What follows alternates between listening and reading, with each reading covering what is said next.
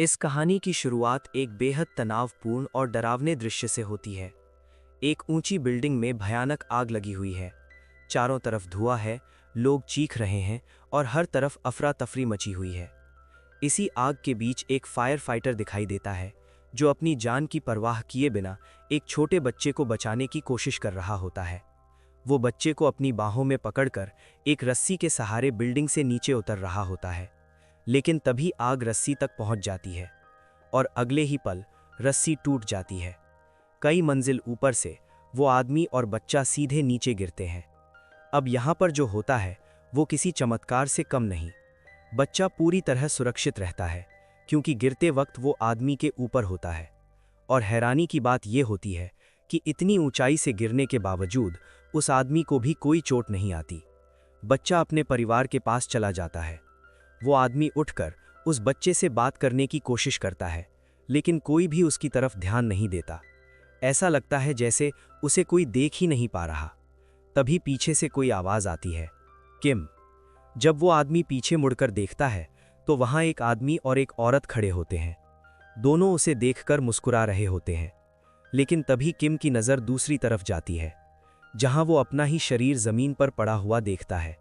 यहीं से सच्चाई सामने आती है। किम मर चुका है और जो अभी खड़ा है वो उसकी आत्मा है।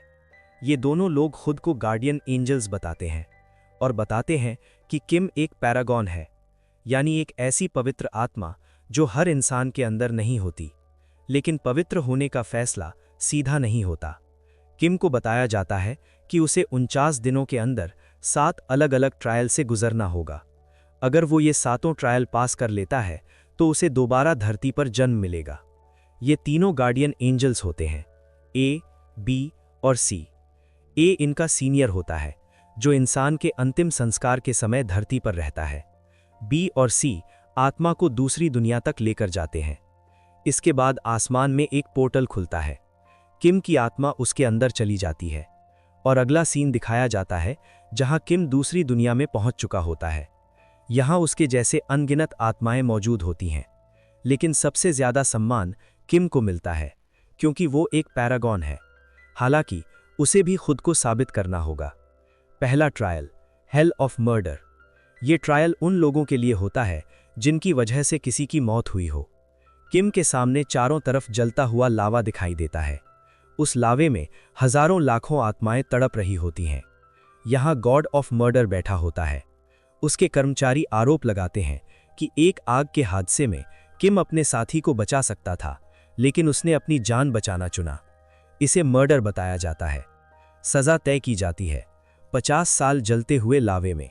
लेकिन गार्डियन एंजल्स बीच में दखल देते हैं। वो बताते हैं कि उस रात किम ने 8 लोगों की जान बचाई थी, और जब वो अपने साथी को बचाने गया तभी पूरी बिल्डिंग गिर चुकी थी। सच सामने आते ही गॉड ऑफ मर्डर फैसला सुनाता है। किम निर्दोष है। पहला ट्रायल पास। दूसरा ट्रायल, हेल ऑफ इंडोलेंस, आलस्य। यहां पर सवाल उठाया जाता है, किम ने अपनी जिंदगी कैसे जी? देवी उसके पूरे जीवन को दिखाती हैं। किम खुद कहता है कि उसने सब कुछ पैसों के लिए किया। ये सुनकर देवी नाराज हो जाती हैं। किम को एक लकड़ी के प्लेटफॉर्म पर खड़ा किया जाता है, जो धीरे धीरे पीछे खिसकने लगता है। नीचे हजारों आत्माएं सजा भुगत रही होती हैं, लेकिन गार्डियन एंजल्स बताते हैं कि किम ने पैसे अपने लिए नहीं, बल्कि अपनी बीमार मां और छोटे भाई के इलाज और पढ़ाई के लिए कमाए थे।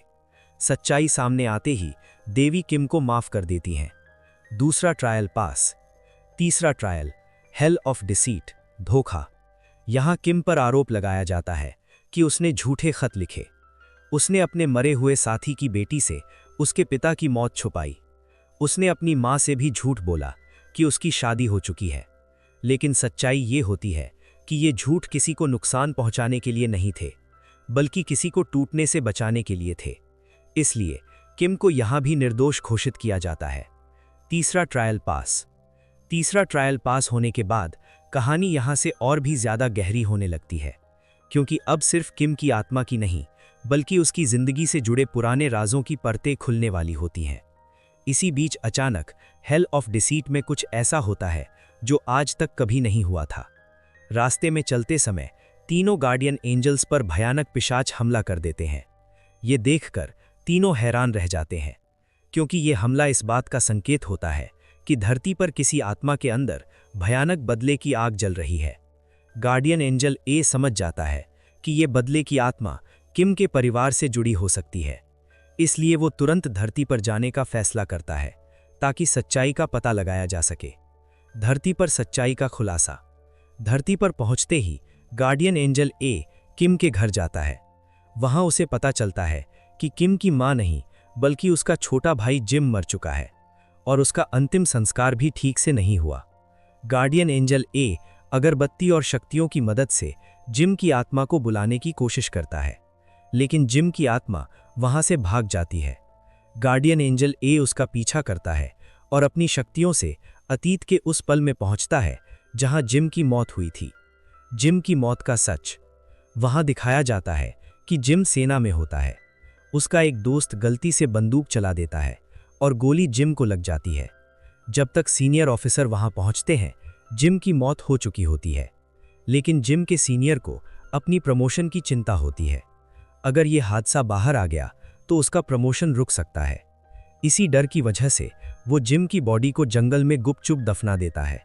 जिम को जिंदा ही दफना दिया गया था और यही बात उसकी आत्मा को भयानक बदले की आग में बदल देती है। दूसरी दुनिया में किम के ट्रायल जारी। उधर दूसरी दुनिया में किम को बताया जाता है कि वो अब तक 3 ट्रायल पास कर चुका है। चौथा और 5वां ट्रायल, हेल ऑफ इनजस्टिस और हेल ऑफ बिट्रेयल, किम पर लागू ही नहीं होते, क्योंकि किम ने अपनी पूरी जिंदगी में कभी किसी के साथ अन्याय या धोखा नहीं किया। छठा ट्रायल, हेल ऑफ वायलेंस। अब किम को हेल ऑफ वायलेंस में पेश किया जाता है। यहां उस पर आरोप लगाया जाता है कि उसने अपने छोटे भाई जिम को एक बार बहुत बुरी तरह मारा था। किम के पास इस बात का कोई जवाब नहीं होता। वो सच स्वीकार करता है। वो बताता है कि 15 साल पहले गरीबी, भूख और मां की बीमारी ने उसे पूरी तरह तोड़ दिया था। उस वक्त उसने सोचा था कि अगर वो अपनी मां को मार देगा तो उसे दर्द से मुक्ति मिल जाएगी, लेकिन उसी समय उसका छोटा भाई बीच में आ गया। गुस्से और बेबसी में किम ने उसे मारा। इसके बाद उसे इतना गिल्ट हुआ कि वो घर छोड़कर चला गया और तय कर लिया कि अब वो अपनी पूरी जिंदगी मां और भाई के लिए जिएगा। धरती पर बड़ा फैसला। धरती पर जिम की आत्मा अब भी बदला लेना चाहती होती है। वो अपने सीनियर को मारने वाला होता है, लेकिन तभी उसे दिखाया जाता है कि अगर वो बदला लेता है तो दूसरी दुनिया में किम को सजा मिल जाएगी। ये देखकर जिम रुक जाता है और अपने भाई किम को माफ कर देता है। यहीं से छठा ट्रायल भी पास हो जाता है। 7वां और आखिरी ट्रायल, फाइनल वर्डिक्ट। अब किम को यमराज के सामने पेश किया जाता है। ये सबसे आखिरी ट्रायल होता है। यहाँ किम पर सबसे बड़ा आरोप लगाया जाता है, अपनी मां को मारने की कोशिश। किम खुद स्वीकार करता है कि उसने ऐसा करने की कोशिश की थी, लेकिन वो बताता है कि उस वक्त उसकी मां भूख और बीमारी से तड़प रही थी। वो अपनी मां को ऐसे मरते हुए नहीं देख सकता था। लेकिन यहाँ एक चौंकाने वाला सच सामने आता है। किम की मां उस वक्त जाग रही थी और वो खुद मरने के लिए तैयार थी ताकि उसके दोनों बच्चे जिंदा रह सकें। मां की माफी। किम को एक सपना दिखाया जाता है जहां वो अपनी मां से मिलता है। उसकी मां कहती है, तुम्हारी कोई गलती नहीं थी, मैं तुमसे कभी नाराज नहीं थी, मैंने तुम्हें कब का माफ कर दिया है। ये सुनते ही किम टूट जाता है, लेकिन यही माफी उसकी सबसे बड़ी मुक्ति बन जाती है। यमराज का फैसला। यमराज कहते हैं, अगर धरती पर किसी को उसके गुनाहों के लिए माफ कर दिया गया है तो इस दुनिया में उसे सजा नहीं दी जा सकती। किम को अपने भाई और मां दोनों से माफी मिल चुकी होती है, इसलिए वो 7 ट्रायल पास कर लेता है। पुनर्जन्म। किम की आत्मा रोशनी से भर जाती है। उसे दोबारा धरती पर जन्म लेने की अनुमति मिल जाती है। वो गार्डियन एंजल सी को धन्यवाद कहता है और उसकी आत्मा दूसरी दुनिया से विदा हो जाती है। अंत में संकेत दिखाया जाता है कि किम के भाई जिम को पैरागॉन का कार्ड मिलता है। इसका मतलब होता है कि अब गार्डियन एंजल्स को एक और आत्मा को 49 दिनों में मुक्ति दिलानी होगी। अगर वो इसमें सफल हो जाते हैं तो उन्हें भी पुनर्जन्म मिल जाएगा। ये फिल्म सिर्फ मरने के बाद की दुनिया की कहानी नहीं है। ये फिल्म बताती है कि अगर इंसान की नीयत साफ हो तो सबसे बड़ा गुनाह भी माफी में बदल सकता है।